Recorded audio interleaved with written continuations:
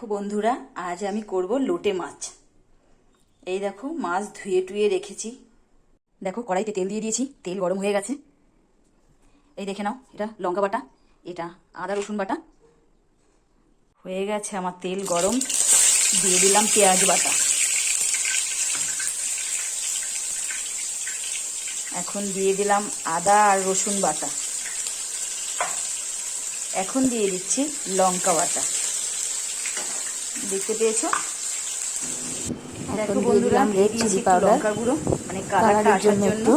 না হলে কাঁচা লঙ্কা দিয়েই করবো ভেবেছিলাম, কিন্তু কালারের জন্য একটুখানি কাশ্মীরি লঙ্কা মশলাটা ভাজা হচ্ছে। পাউডার, চিলি পাউডারটা এখন দেখো দিয়ে দিচ্ছি হলুদ। এখন মশলাটা ভালো করে কষিয়ে নেব। দেখো বন্ধুরা, বেগুন দিয়েছি, একটু টমেটো দিয়েছি, ঠিক আছে? দেখতেই পাচ্ছ বন্ধুরা। এখন মাছগুলো দিয়ে দিলাম। মাছগুলো দিয়ে একটু নেড়ে চেড়ে নেব।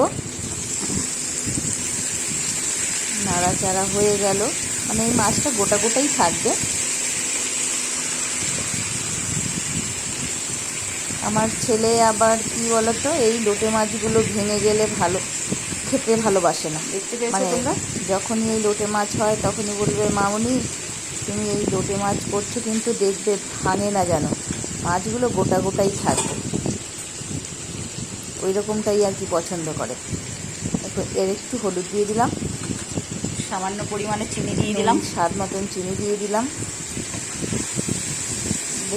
দেখতে পাচ্ছ তো তোমরা, মাছগুলো কিন্তু গোটা গোটাই রয়েছে, গোটা গোটা এরকম গোটা গোটাই থাকবে মাছটা যেন ভেঙে না যায়।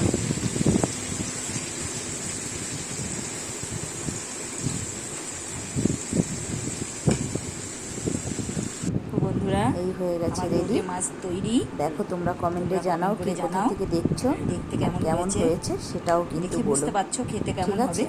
এই দেখো, আমার ছেলেকে ভাত দিয়ে দিয়েছি, মাছ দিয়ে দিয়েছি, আমি বসে গেছি, খাওয়া শুরু করে খাবে দিয়েছে। তো চলে এসো, কমেন্ট করে জানিও। আর কে কোথা থেকে দেখছো কমেন্টেও জানাবে, ঠিক আছে? Bye bye.